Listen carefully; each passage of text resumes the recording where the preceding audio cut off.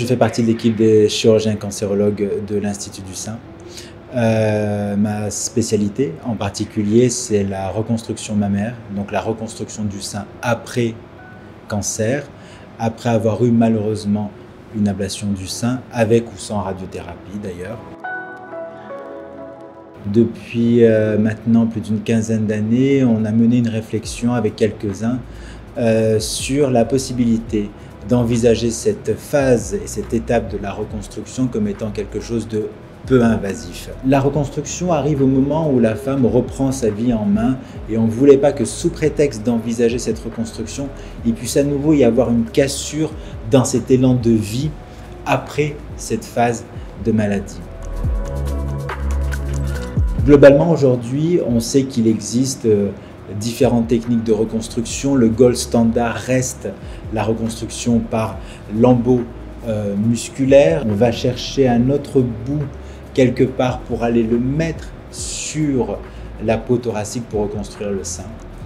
Autre grande famille de reconstruction, la prothèse d'expansion qu'on va venir gonfler pour après mettre une prothèse en silicone. Eh bien, nous, on a voulu envisager les choses complètement différemment pour finalement arriver à ce qu'on a appelé aujourd'hui une reconstruction exclusive par l'hypofilling. On a aujourd'hui une des expériences les plus importantes dans ce domaine et ce dans différents cas de figure.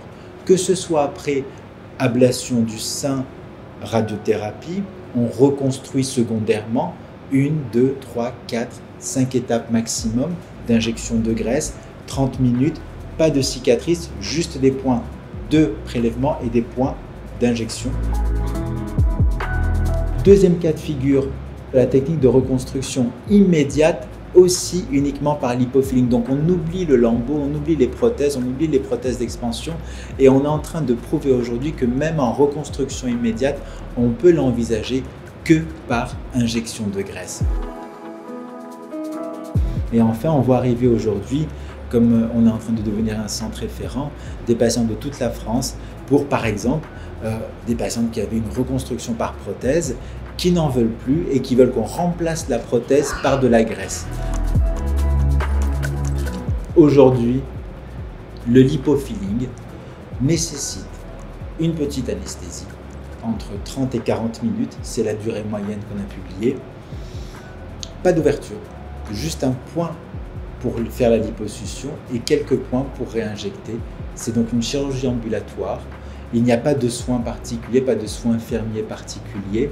Et la plupart des patientes, une grande majorité des patientes, en tout cas pour celles qui travaillent, reprennent le travail le lendemain ou 2 jours après. Au-delà d'une reconstruction sans cicatrice, au-delà d'une reconstruction sans conséquences fonctionnelles, c'est surtout une reconstruction du sein qui va se faire en douceur. Après un parcours où il n'y a eu pas beaucoup de possibilités à la patiente de décider, finalement, pour ce parcours de reconstruction, on va redonner la possibilité à la patiente d'abord de faire les choses en douceur et enfin de pouvoir décider de la séquentialité, de la temporalité et surtout de l'objectif à atteindre. Et ça, je pense que ça va permettre de changer le regard des femmes, non seulement sur la reconstruction du sein, mais également sur le cancer du sein, sur cette maladie.